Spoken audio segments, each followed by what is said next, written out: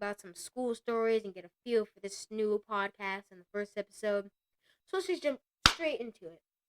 Okay, so a fun little school story that I have is last 2 years ago in fourth grade, my teacher I it was in the end of the year and I didn't receive an award at the award ceremony. And that year, I was just, not focusing enough and I didn't get it. And I wasn't doing too well in reading. So I didn't get it. But my teacher, he just he pushed me through it and said, "It's okay, buddy. You got next year. It's okay. Not everyone gets one. It doesn't make you special and it doesn't make you not. It just shows that you had all A's and it doesn't really matter." So he just kept me pushing through it. And the next year in fifth grade, I ended up getting honor roll with all A's, and I went back and told my teacher that I did it, and then he was just so supportive of it, super nice guy, and then just because of his motivation as a teacher, he kept me going, and I'm just so happy about it. Another cool school story is I moved schools from second grade. I was at this one school, and then I moved to another school district, now and then when I moved in third grade, I didn't know anyone except for like one or two, three kids, and I wasn't even in most of their classes.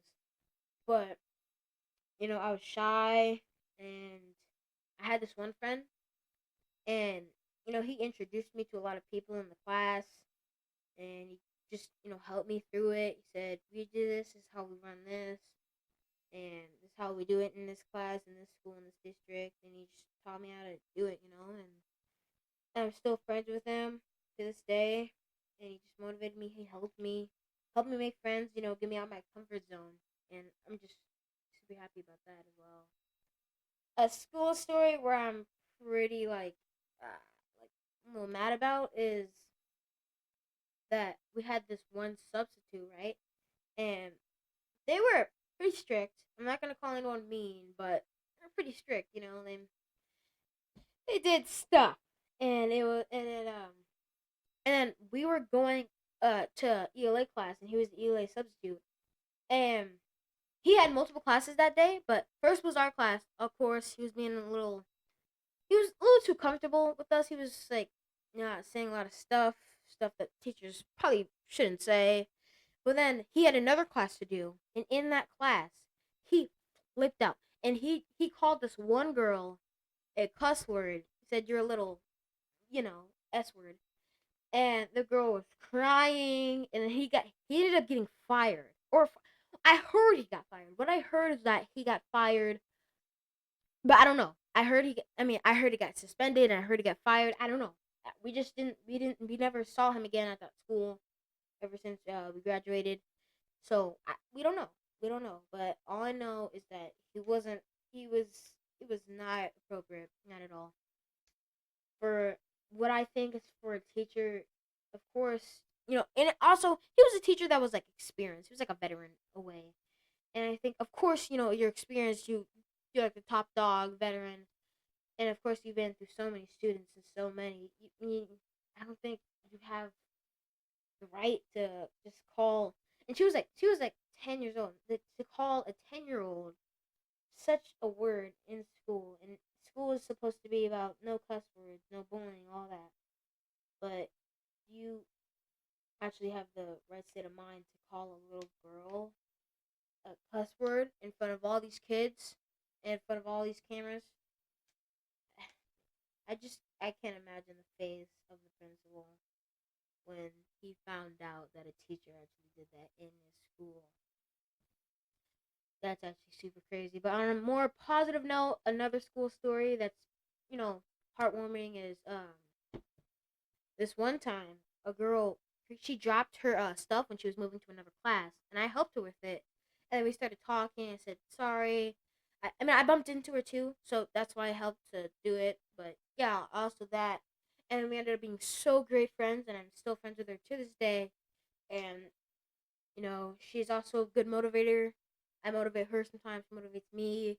We also both got honor roll with each other too, which is fun and cool. But yeah, it's just another little story. But a story that's like pretty sad is there was one custodian janitor at her school in fourth grade, and she's been there for like I want to say like 5 years, and she retired, and then of course most of the school got sad, and then she left, and then she got replaced with another janitor, and we're all just sitting there like, dang, what is that other one? What is that other custodian janitor doing? Like, it's pretty sad when you think about it. They're retired 5 years. 5 years. It's a good amount of time. It's a good amount of time. And when you retire, of course, when anyone retires, whether you're a basketball player, football player, or anything, whatever you're doing, job, I mean, if of course it's uneasy when you have to understand and acknowledge that they're not here anymore. They're not. They're not. They might come back or they might not. With Tom Brady came back, then he left again, came back. It just happens. You don't know. You don't know because you're not them. But what you do know is that they're not here for the time being, and you don't know if they're coming back or not. But it's still very sad. That's what I just feel about it. Another cool story is it involves sports, of course.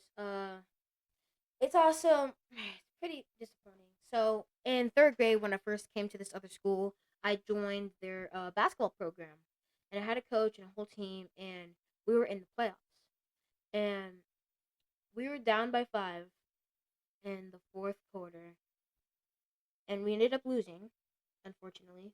But me being the determined little star, if you want to say, but me being pretty good at basketball, knowing that we lost, it made me question: Am I good at basketball? Am I not?